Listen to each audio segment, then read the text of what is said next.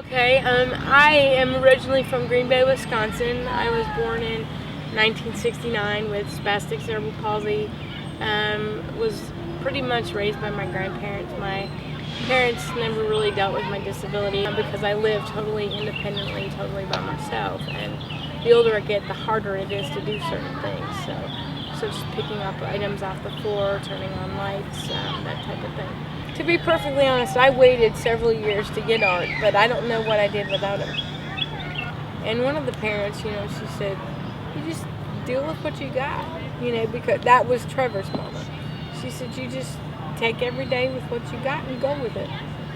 But I think for them and for me, I'm very vocal and I have a lot of friends, but I think it's even more so now because it's like, I'm proud. I'm very proud to have him. I'm very proud to do what I can for the organization because there's still a waiting list for recipients. They're waiting for dogs. The phone rang and I startled, and my checkbook went under the table where the legs come together, and I knew that my reacher I would have never gotten that. And I said, Art, get. And he went under the table, got the checkbook, and brought it to me. And then just recently, about a month and a half ago, we had gotten home at about 11 o'clock at night, and I heard a knock at the door, and I was like, am I hearing things, or did I really hear a knock at the door? It was one of those. Then when I heard the knock at the door, the second time, I actually got Art out of the crate. And not that I was going to open the door or anything, because you don't open the door if you don't know who the person is.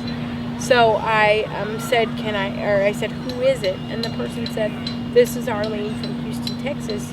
I'm here for a funeral. Can you help me? And I said, no, ma'am, I can't. I said, you have the wrong residence. And he was just sitting next to me. And she repeated it again. And I said, no, ma'am, I cannot help you. And he barked, and I did not cue him to bark. After the second time he barked, she said, okay, I'll leave you alone. So I think just having a dog there, and this type of dog, it's not only is it a sense of security, but it's a sense of confidence.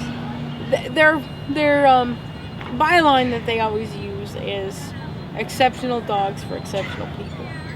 I agree with that, but it takes exceptional people to raise exceptional dogs. And it's, from the breeders to the caretakers to the puppy raisers to the very many volunteers that may give their money, time, talent. As I said earlier, it takes $45,000 approximately for one team to go through and one dog, because you've got, if I can make one pitch, if you can find time or money to give to Canine Companions for Independence, thank you doesn't express the way I feel, because Art has changed my life.